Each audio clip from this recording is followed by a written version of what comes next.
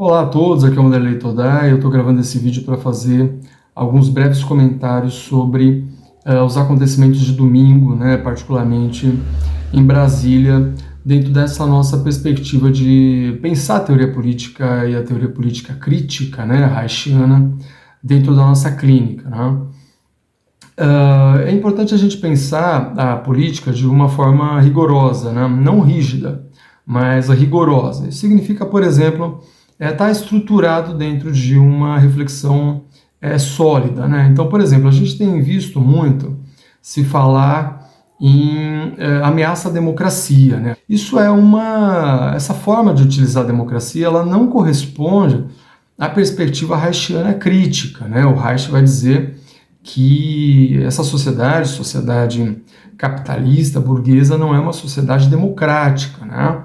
Ele vai falar de democracia burguesa, né? A democracia burguesa significa que você vai ter ali um conjunto de instituições republicanas, todo um aparato formal, jurídico, legal, sobre o qual funcionam ali determinadas as instituições, e uma democracia política, né? No sentido de que você vai lá, o sujeito vai lá e vota num representante. Então, esses são basicamente os limites do que se chama de democracia burguesa, né? Fora isso, as instituições são ameaçadas e derrubadas sistematicamente, transformadas de um estado de normalidade legal em estado de exceção constantemente. Então, o que está em ameaça nesses movimentos golpistas que a gente está observando em Brasília, também em outras partes do país, mas principalmente em Brasília, é a chamada democracia burguesa. São essas instituições, as instituições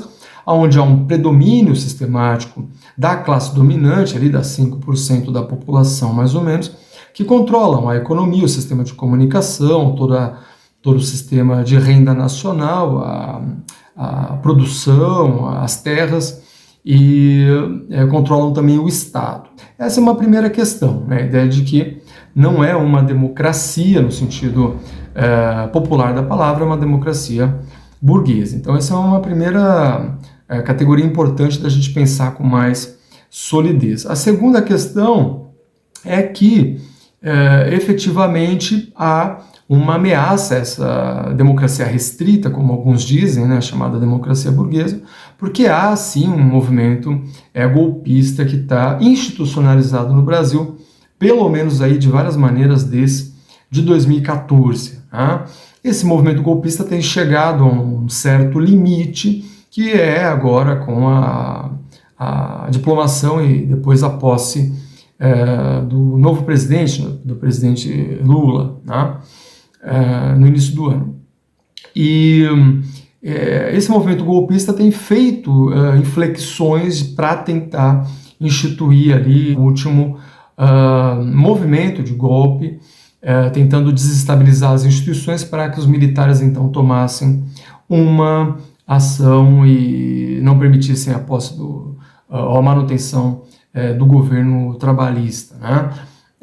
De fato, essas instituições têm se sustentado porque é de interesse da burguesia, inclusive, que haja a retomada da normalidade. Então, havendo a retomada da normalidade, a burguesia não perde nada, a classe dominante brasileira não perde nada e talvez não, com certeza, inclusive até se beneficie de uma recuperação de um sistema de investimentos que o novo governo trabalhista do petismo, né? Não é um governo socialista, é um governo trabalhista do petismo, com certeza, provavelmente vai instituir aí como políticas de investimento público, uma nova política de energia, a questão de uma recuperação da Petrobras. Isso tudo reestimula a economia brasileira e recompõe o cenário da destruição não apenas social, cultural, etc., mas da própria destruição econômica. Então o petismo ele é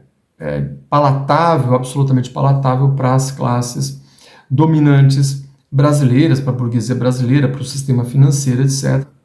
Então por isso, inclusive, as instituições têm agido contra esse movimento golpista e por isso provavelmente esse movimento golpista vai ser dizimado, vai ser os líderes serão reprimidos, talvez alguns líderes sejam presos, porque há um exercício, inclusive do judiciário, na figura, por exemplo, do Alexandre de Moraes, que não é o nosso herói, de recuperação da institucionalização burguesa, né?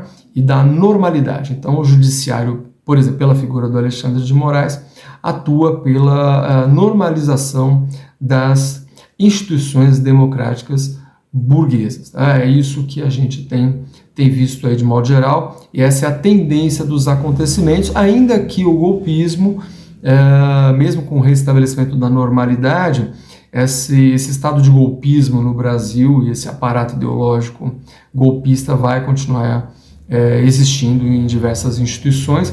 A questão é apenas bloqueá-lo agora para que as instituições possam funcionar dentro do seu parâmetro de normalidade, né, que não é uma normalidade democrática, é uma normalidade burguesa, tá bom? De uma democracia burguesa, tá bom? É isso, obrigado.